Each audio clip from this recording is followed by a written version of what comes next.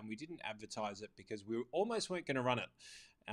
Very, very nearly weren't going to run it because I was thinking that a lot of the strategies that we could potentially be talking about may well be things that you can't plan for now. And so I was racking my brain trying to think, well, we could go through budgeting, we could go through leverage like we promised, and we will, most definitely we will. But I thought, what is the way that we can bring the most amount of value given where we are in the season and, have a little bit of fun with it as well. So this is all about the lessons from 2020. But what I'd love to know from all of you as you jump on board is just drop it in the chat box, what is it? What do you think of financially when it comes to Christmas? And, what do you guys do for Christmas? So let me know that you're here so I can see all y'all. I'm waiting for a couple of comments to pop in so I know that we can hear each other. And then I'm going to drop some theory around some of the greatest lessons that I'm going to give you on Thursday. I'm literally going to take you through some tools and tactics that have been extraordinarily pivotal in my life, especially over the last 12 months. Ones that I've picked up potentially over the last 5 or 6 or 7 years, and really spent a lot of time harnessing this year that aren't just related to finance. And most of you who know and have been watching this understand that there's a great deal that is involved in finance and that is involved with everything wealth that we don't necessarily relate to it. As far as psychology, as far as what we do, how we show up, what it is, our routines, our practices, all of those sorts of things. So I can see a whole lot of you on there. So drop something in that so I know that our tech is working as well. Let me know what you're up to for Christmas. Let me know what questions you have about Christmas when it comes to finance. Because here's the thing that I know is that if I gave you a whole lot of tools in how to better prepare to budget for Christmas or how to better prepare for potential swings of markets and things like that can happen in Christmas, what I know is that you're already primed. You're already basically there. And if you're anything like many of us, you're probably well and truly into the Christmas spirit already. And it's been quite a challenging year for many of us. I'm just going to see if I can bring my comments up, because I cannot see all yours. So if you are dropping questions or comments on me, let me just see if I can find where you are on a different channel, because I cannot see it. So look, I'm just hoping that you guys are on the journey with me. So we're just going to get rocking. So as I said, normally we would be crushing all of these different areas, and we will be most definitely when we come back in the new year. We're going to talk about all things either cash flow or leverage. You can choose whatever the greatest amount of feedback is. Take your pick. Put cash flow in there if you want to work your cash flow, business and personal. And if it's more mortgages, finance, credit, all of those sorts of things, whack it in there as well. Let us know what your bet is, and you guys can choose where on the wheel we're going to start next year. But what I'm going to take you through today is the top 5. What I'm going to explain to you today is why they're important. But on Thursday, I'm literally going to take you through the top 5 skills that I've learned in some cases over the last 20 odd years that relate to finance, that also relate to getting through what has been an extraordinarily challenging year. These are gifts that I've been given by people who are far smarter, far more disciplined, far more successful than what I am, and gifts that has taken me quite some time to be able to learn. Nicole, thank you. You are there. Okay, so there's a slightly different thing that's working here. Thank you for letting me know you're about, Nicole. Good to have you on board. So literally going to take you all through the top 5 things that I've been using in my life that's integrated all throughout the process that we do with our clients, right? And whether people are aware of it or not. Because here's the thing that we already know, and the psychology behind it, you're already well aware of from watching previous ones. But for those of you who haven't, we are already wired. There are certain patterns that are in our brain, within our psyche, without us even thinking about it. Before we even have a thought, there are certain responses that we're going to have to things. And Christmas is certainly one of those which is already pre-programmed into our brains. So what I'm going to give you is a whole lot of tools that you can practice and you can start to harness so that you can get over the other side of New Year's Eve and actually start to deploy some extraordinarily useful habits. Because how many of you have actually had those Christmas wish lists and then the New Year's Eve wish list that just ended up being another thing that you put down that you just didn't tick off? Well, what I'm going to take you through are the top 5 ways that you can actually make sure that you tick those off. And if they're financially related, these will be things that will really help you along the way. Dale, Drew, man, I haven't seen you for ages. It has been a long time, mate. Good to see you on here. So what I'm going to take you through is literally a formula. It's one that I use every single year in order to be able to reset, both financially, both physically, mentally, the full box and dice, in order to be able to set the year up for success. And I think if there's one thing that I can give you, it's the framework of being able to plan forward for that. So that when you do set those goals, because here's the thing, we do get G'd up, we do get into a different type of psyche over Christmas. We end up with a lot more dopamine flying around our brain. We end up with a huge amount of norepinephrine and sometimes a fair bit of cortisol based off the hangovers that we get. But here's the thing, is that we quite often step out of our adrenaline-filled lives and we start to get into our life, which is the life of possibilities, and we start to dream, we start to imagine, for many of us, that is, right? And then there's those of us who will be working ruthlessly right the way through, and these can be used as coping mechanisms. But if you just try and change, no matter what you do, right, you might be in the 5% of people who can just come in, change their mind, change direction, and you're sussed, right? But for the rest of the 95% of us mere mortals, we need to be able to set ourselves up with a few very basic fundamental things. And you've heard me talk about it in previous Money Mondays, which is called millimeters to mountains, right? And what I'm going to give you is the top 5 techniques that I've learned over the last 20 years that will be able to help you get the framework, because that's number one, right?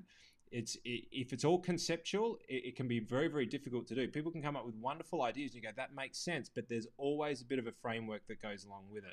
So I'm just going to give you the hacks as to how to start to manage those routines, because within each discipline, there are a whole lot of little micro steps that if you take in the right order, you can spend 10 years trying to figure it out, or you can just use the right framework and save those 10 years and start to get greater results. So that's what we're going to share with you. So I'm going to talk. So one of them is going to be all about being able to manage this, right? Being able to manage our brains, being able to slow them down, be able to get perspective, right? Being able to be able to shut this off and be able to reflect in the appropriate way. The second one is going to be then, well, how do we work about reprogramming it? So once we've been able to shut it down, relax it, what do we do then in order to be able to program it with the right sort of information? Then I'm going to take you through some very, very set habits that have set by people that have learned off over the last few years, especially that provide us with some really, really integral little steps that we can take every single day in order to be able to make every day the best day yet. And then I'm going to share with you another one, which has literally just been a game changer. It's a little bit hippie, but we're going to go there. So it's literally the top 5 things over the last 20 years that I've learned that have had the biggest impact, especially this year, which have been focusing on with a very, very high degree of intent, very, very high degree of resilience and commitment as well. I've forgotten what I put here. So this is where most of us are actually running off into Christmas right now. So that is totally cool. So while you're doing this, I'm just going to give you those tools so that you can deploy these as you're running out into Christmas. But here's the thing, while we go out here, just manage the indulgence, manage our psychology as we go through it, manage the money a little bit. Let's not go too crazy because it has been a massive year. And we want to just make sure that as we get over the other side, that we don't do too much of this, but we do actually manage the meaning of the course of the year. So tip number 1, which is something which I'm going to give you just before we start off, is between now, right, and Thursday, if you want to engage in the exercise, what is an incredibly useful thing to do, and you see it, and it's so obvious that we should all be doing it more frequently. And here's the reason why it's obvious. Well, let me tell you what it is first. So what I want you to do is I literally want you to write out a list of the top 20 things that you're grateful for 2020, and call it your top 20 list that you're grateful for, or your top 20, whatever the case may be. So let's dive into this a little bit better, because you're going to say, well, Andy, what's that all about? That's pretty simple. Well, sometimes the simple things are the best things. Let's have a look at what are the most successful things that you're going to watch on television over the next fortnight as we get to the new year. You're going to watch top 10 movies, top 10 events for 2020, the top 10 disasters for 2020. You're going to get a list of all of these things, because one thing that we do like to do, but we spend too little time doing, is actually reflecting. Right? And what is in reflection? Well, within reflection are the lessons that we need to learn. Because if we spend all of our time just punching forward, but we don't spend any time in reflection, we can miss the lessons that will help guide us to exactly where we need to be, or at least guide us to safety into the future. Right? So number one, being able to look back gives us the ability to look forward with a greater amount of certainty to be able to be safe and to be able to make better decisions moving forward. But there's also another thing, is that we quite often don't spend the time reflecting back to understand what we're actually grateful for. Now, when it comes to our physiology, when it comes to our the chemicals pumping around our body, when we actually show gratitude, what that does is it actually decreases the amount of cortisol in our system, de-stresses us. And what the impact that has is it basically cleans out our psychology. So by reflecting back and writing down the things that we're grateful for, we're actually resetting our, to a degree, autonomic nervous system. We're actually going through a process where we're kind of defragging our own brain. So not only are we spending the time to look back and have a bit of fun with some of the memories, we're learning about the things that will be able to keep us safe in the future years, or to be able to make better decisions moving forward. Perhaps even from a business perspective, different decisions that you could be making. But not only that, we're actually going through a process whereby we're actually pumping some good drugs around our system rather than the cortisol that's been pumping around. And here's the thing, is that for many of you, and I've noticed this, and I'm wondering if you're going to notice this as well, is that as Christmas has come a little bit closer, as we've started to look forward to the break, then all of a sudden the amount of energy that we've had, or certainly I've had personally, over the last week or so, has started to diminish. And it's because the amount of, not urgency, the amount of adrenaline that's naturally pumping around our system is starting to decrease, because it's starting to see the finish line, right? And it has been extraordinarily challenging and a very large year from that perspective. And so the body starts to decompress. But here's what we all know. When is it that you get sick? You get sick straight after you actually take your foot off the accelerator. So one of the other reasons that we look back is to replace that adrenaline that we've been running on, the norepinephrine that's been pumping around our system, helping us focus, helping us stay on track, and for a very, very long period of time this year. But what we're able to do is we're able to decrease the levels of that in our system and be able to increase the levels of good dopamine, be able to, I forgot the name of the chemical, all of a sudden, just off the top of my head, it's just disappeared. But by looking back and having that gratitude, we can actually start to reset our physiology. We can stop ourselves from becoming sick, right? Because how many of you have just hit that point where you stop work and then all of a sudden it's like, why is it that every single time I go on holiday, I always end up sick? This is one of the reasons, because literally we go from having our foot flat, stress levels high, cortisol levels high, adrenaline high, norepinephrine high, to then everything kicks back and the body goes, I can relax now, and you get sick. So spending the time in reflection mode and showing gratitude to the lessons that you've learned and the things that you've got through this part of the year, it's not just a hippie thing. It is fundamentally based in science, and I'm going to take you through some of that on Thursday. So everyone, that is what I wanted to give to you. I just figured it would be the best way that I could possibly wrap up for the year as far as these segments are concerned. Like I said, if you're joining late, rather than giving you tips that you're probably not going to be able to use and deploy, not in the proximity that we are to Christmas.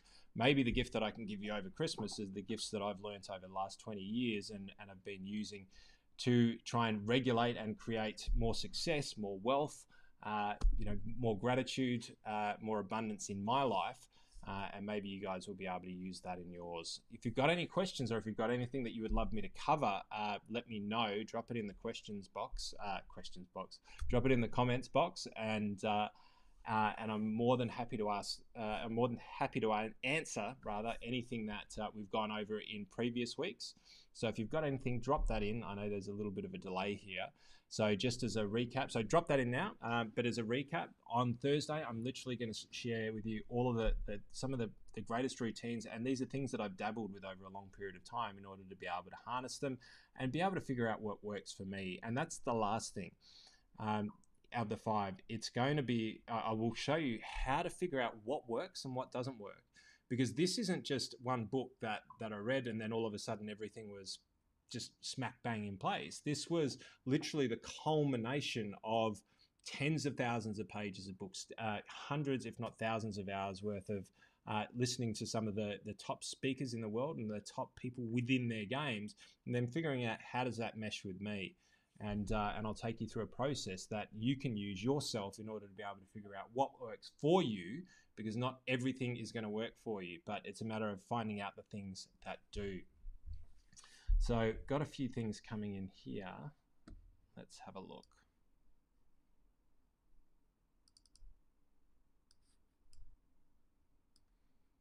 All right, we'll put it up here. Monique, that's actually a really good question. Not that I'm surprised, but it is an extraordinarily good question. Can reflection actually be a bad thing? Well, it depends on the meaning that you're going to place on the reflection.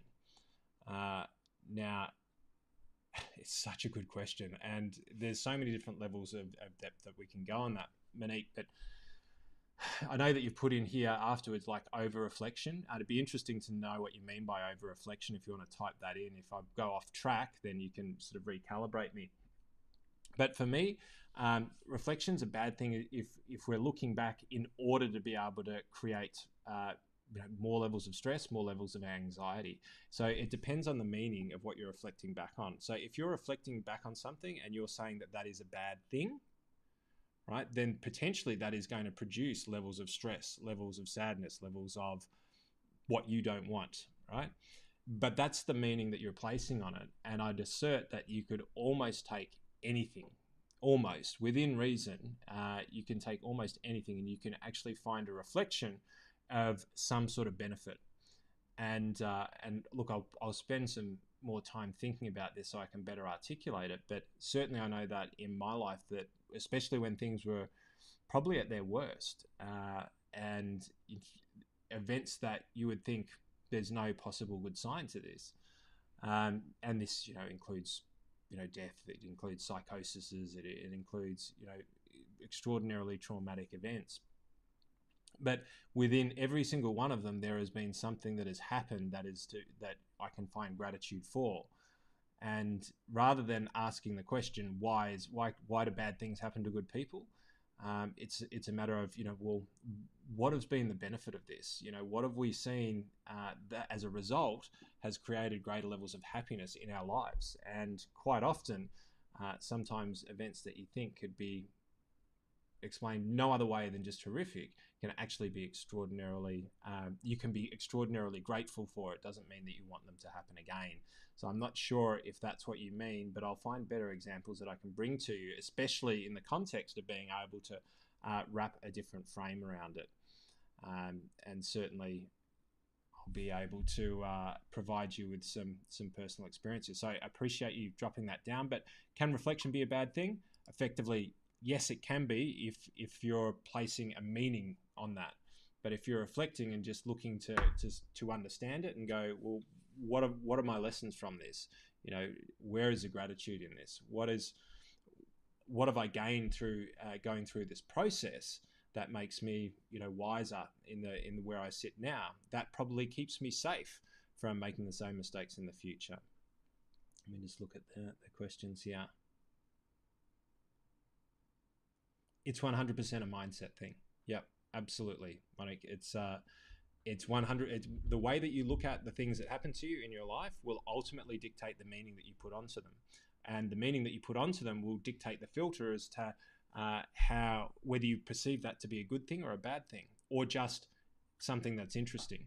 And if you perceive it as a bad thing, then the types of things are going to be grief, stress, and all of the negative emotions that sit there. But if you're able to actually distance yourself from the equation, that can be a very, very difficult thing to do, right? It can be an extraordinarily difficult thing to do, to distance yourself from a situation that is very, very close to you. But if you've got the capacity to be able to look at it objectively and go, have I learnt anything from this? What do I know from this experience that makes me wiser, more compassionate, perhaps, better able to show empathy for others going through the same circumstances? Depending on how you look at it, will ultimately change the meaning of that for you, not now, but forever. And being able to change the context around things is one of the most powerful things that you can do when it comes to reflection. So guys, if there's anything else, whack it in there. I just wanted to pre-frame what we were going to go through on Thursday, and I think it's going to be super, super cool. I hope that you guys love it. I mean, it is literally, these are the things that I hold extraordinarily dear to me, and I just thought that coming into Christmas, sharing this with all of you would be the best possible present I can give you, rather than trying to give you some budgeting strategies, which you're probably already going to blow.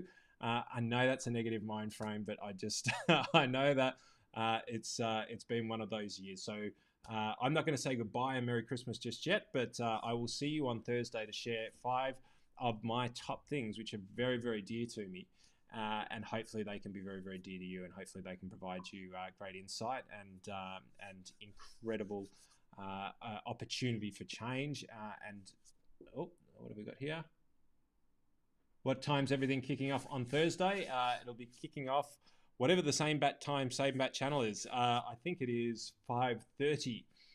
Yes, it is. It is 5:30. I do it every Monday and Thursday at 5:30. So Monique, we'll see you there. I'll see all of you there, and it's going to be a cool session. So I'm going to even see whether I can open this up for a little bit of Q&A, so we can get some live stuff, and we can actually start to yap a little bit and get some insights. But also bring with you everything that you'd like to know, learn, discover next year, because we're just going to keep these series going. We're going to keep running these Money Mondays and Thursdays. They might change names, but we're going to keep the consistency up and just try and give you as much value as we possibly can when it relates to everything that is the world of finance.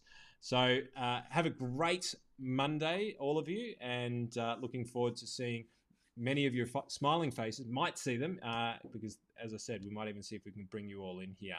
So see you next Thursday, hopefully, and have a great week in the meantime. Don't shop too much. All right, guys. See you real soon. See you.